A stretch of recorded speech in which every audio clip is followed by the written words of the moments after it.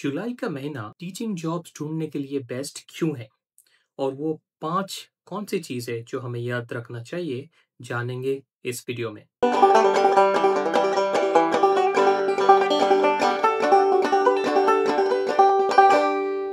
जुलाई का जो महीना होता है उसको मैं कभी कभार the month of fire and retire कहता हूँ, क्योंकि ये वही टाइम होता है जहाँ पे लोग या तो कॉन्ट्रैक्ट ख़त्म करके स्कूल छोड़ देते हैं या फिर जिसका कॉन्ट्रैक्ट ख़त्म हो गया है, रिटायरमेंट का टाइम आ गया है, वो लोग भी छोड़ के चले जाते। विच ऑल्सो मीन्स ये वही टाइम है जब स्कूल्स में बहुत सारे ओपनिंग्स आते हैं। नाउ हम लोगों को ये एक कॉन्सेप्ट है, मुझे भी था कि जुलाई का मंथ आ गया है, अभी तक मुझे ऑफर नहीं मिला है, क्या होने वाला है। घबराइए मत, क्योंकि ये वही मंथ है जहाँ पे बहुत सारे अनप्रेसिडेंटेड ऑफर आते हैं और स्कूल्स को इस टाइम पे भी रिक्रूटमेंट करना ज़रूरी होता है। मैं आपके साथ 5 वो सारे चीज़ें शेयर करने वाला हूँ जो मैंने इन करीबन 10 सालों में देखा है और सीखा है, जो आपको जुलाई के महीने में जॉब ढूंढने में शायद थोड़ी सी मदद करते। Number 1, make use of the specialised job platforms. Now जब हम बोलते हैं जॉब प्लेटफॉर्म, हम लोगों को एक आदत है, पहले आदत था कि हम लोग अपने एक सीवी बनाते हैं, स्टैंडर्ड सीवी।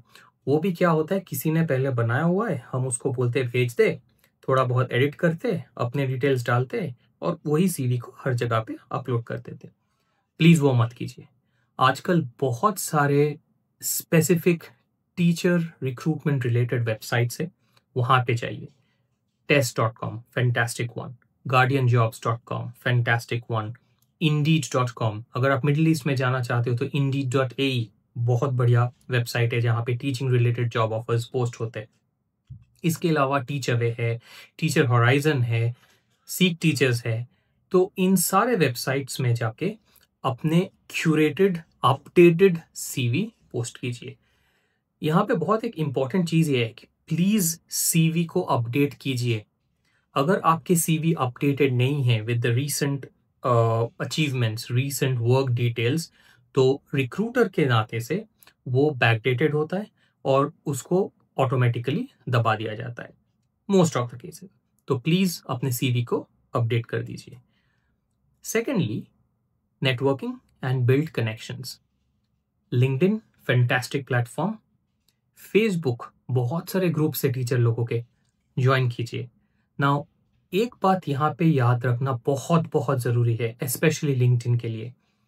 कृपया लिंक्डइन में जाके रैंडमली कोई भी रिक्रूटर, कोई भी स्कूल के पर्सनैलिटी को फ्रेंड रिक्वेस्ट मत भेजिए। उनके पास बतेरे आते, दे विल इग्नोर। पर इसका मतलब ये नहीं कि आप अननोन पर्सन को अप्रोच नहीं करेंगे। कैसे करेंगे, सोच लीजिए आप मुझे अप्रोच करना चाहते, एज एन एग्जाम्पल बता रहा हूँ। तो आप मुझे अप्रोच करना चाहते, मेरे प्रोफाइल में आइए, देखिए मैं कौन से स्कूल में काम करता हूँ या क्या मेरा प्रोफाइल है, क्या मेरा एक्सपीरियंस है। Go through their posts, go through their achievements and then write a customised message for every single invitation link that you send कि मैंने आपका ये काम देखा, मुझे ये अच्छा लगा, मुझे ये सही नहीं लगा, ये मेरा ओपिनियन है।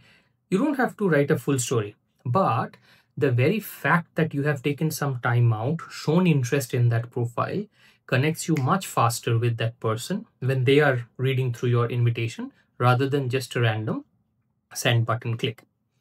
So ये है दूसरी बात, नेटवर्किंग। तीसरी बात, प्लीज अपना एप्लीकेशंस, कवर लेटर, सीवी को हर एक स्कूल के जो भी पोजीशन के लिए आप अप्लाई कर रही है उन पोजीशन के लिए टेलर कीजिए। Please please do not write an email to whom it may concern, it concerns no one, that's the reality. अगर आप कोई स्कूल XYZ में अप्लाई कर रहे हैं, simplest way, go to the school's website, about section रहता है, वहां पे जाके देखिए कि स्कूल का लीडर कौन है, हेडमास्टर कौन है, हेडमिस्ट्रेस कौन है, प्रिंसिपल कौन है, जो भी पोजीशन है, हेड ऑफ स्कूल कौन है। Write the cover letter to that person, address it to the person. Dear Mr. Mukherjee, dear Miss so and so. The moment आप किसी के नाम लिख के कवर लेटर भेजते या अपना CV भेजते हैं, it becomes much more personalized, the person takes much more interest to read it actually rather than a bulk email to whom it may concern. I am applying for whichever role is available. कोई नहीं देखेगा आज के time पे. तो अगर आप कोई एक स्पेसिफिक रोल के लिए अप्लाई कर ले तो उस रोल का क्या रिक्वायरमेंट है पहले पढ़िए. जॉब डिस्क्रिप्शन दिया रहता है.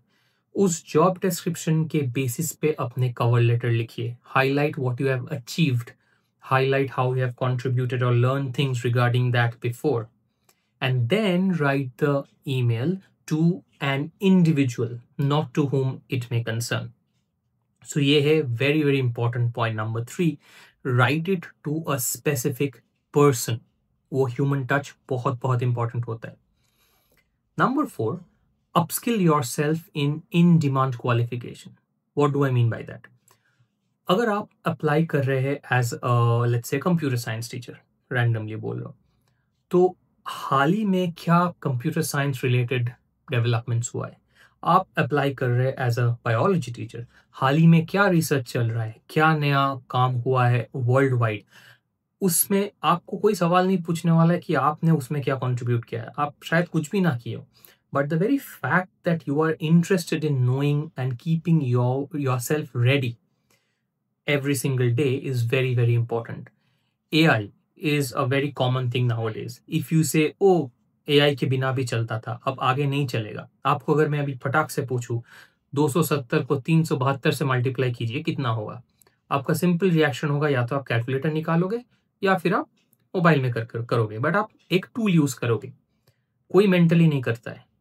आगे जाके AI का यूज होगा, पर आप AI को कैसे अच्छे से अपने लिए लेवरेज कर रहे हैं वो इंपॉर्टेंट है. अगर आप सिर्फ AI यूज करके जो भी प्रोडक्ट आ रहे छाप देंगे तो वो होने वाला नहीं है, क्योंकि उसमें बहुत रॉन्ग इंफॉर्मेशन रहता है, आपको भी पता है. तो अपस्किल योरसेल्फ. एक रोल के लिए अगर आपको कुछ क्वालिफिकेशंस करना है, स्पेशली फॉर इंटरनेशनल टीचिंग, अगर आपके पास PGC है, PGC कर लीजिए. आपके पास आपको अगर ज़रूरत है टेसॉल करने का, टेसॉल क्वालिफिकेशन कर लीजिए. जो भी आपके फिनेंशियल कंस्ट्रेंट के बाहर जाके नहीं बोल रहा हूँ, फिनेंशियल एबिलिटी के अंदर आप कर सकते हो, जितने आप स्किल कर सकते हो कर लीजिए. वो बहुत बहुत इंपॉर्टेंट होता है. और लास्टली, क्योंकि आप एक इंटरनेशनल स्कूल में अप्लाई कर रहे हो, आपसे ये एक्सपेक्टेशन है कि आपके पास इंटरनेशनल माइंडेडनेस है. What do I mean by international mindedness? हम सब एक तरीके से जी के बड़ा होके एक कल्चरल बैकग्राउंड से आते हैं. सिमिलरली हमारे कलीग्स भी अलग अलग बैकग्राउंड से आएंगे, स्टूडेंट्स भी अलग अलग बैकग्राउंड से आएंगे.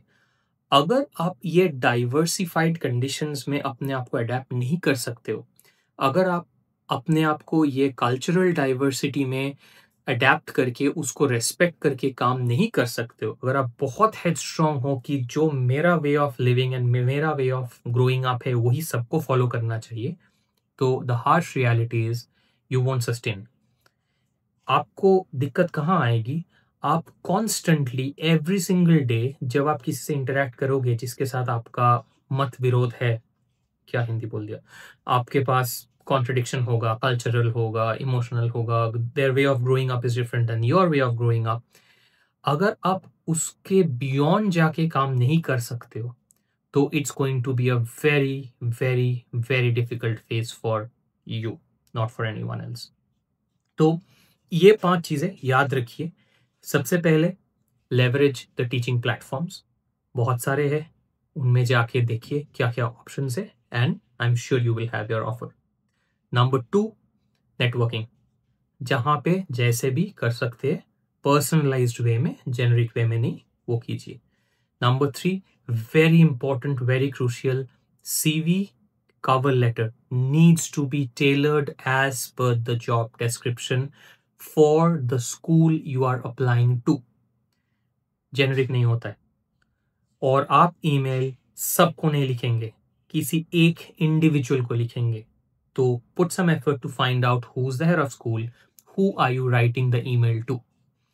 Number 4, upskill yourself. And lastly, mentally be open. That's very very important.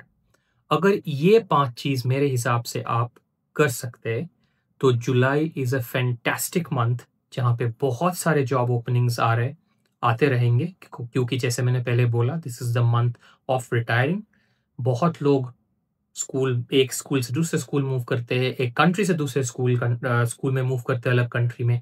तो हर एक जगह पे कहीं न कहीं वैकेंसी ओपन होता है। इसका फ़ायदा उठाइए, and I am sure you will be off to your next international teaching job.